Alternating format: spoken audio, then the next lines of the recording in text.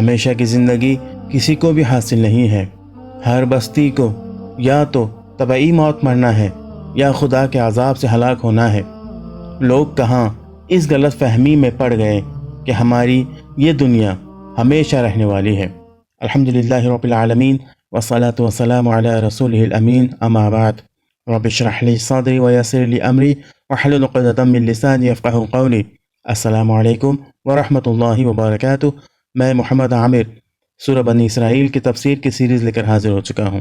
آج انشاءاللہ تعالی آیت نمبر 58 کی تفسیر ہم پڑھیں گے۔ تلاوت کلام پاک سے اس تفسیر کی شروعات کرتے ہیں۔ وَإِن مِّن قَرْيَةٍ إِلَّا نَحْنُ مُهْلِكُوهَا قَبْلَ يَوْمِ الْقِيَامَةِ أَوْ مُعَذِّبُوهَا عَذَابًا شَدِيدًا كَانَ ذَلِكَ فِي الْكِتَابِ مَسْطُورًا۔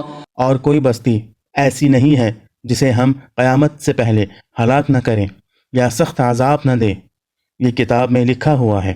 اب اس کی تفسیر کی طرف ہم چلتے ہیں۔ پہلے مشرکین سے توحید و معاد کے بارے میں گفتگو تھی۔ اس آیت میں بیدار کرنے کے انداز میں انہیں نصیحت کی گئی ہے۔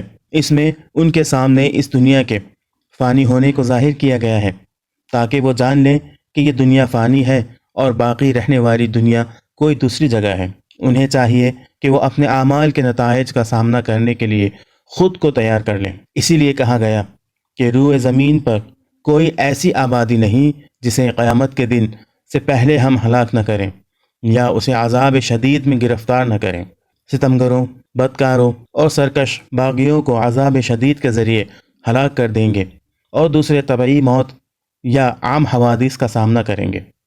آخرکار یہ دنیا ختم ہو جائے گی اور سب راہ فنا اختیار کریں گے، اور یہ ایک تسلیم شدہ اور قطعی اصول ہے کہ جو کتاب الہی میں درج ہے۔ یہ کتاب وہی لوح محفوظ ہے۔ اس کتاب الہی کی طرف توجہ کرتے ہوئے گمراہوں، ستمگروں اور آلودہ مشرکین کو ابھی سے اپنے اعمال کے انجام کا اندازہ کر لینا چاہیے۔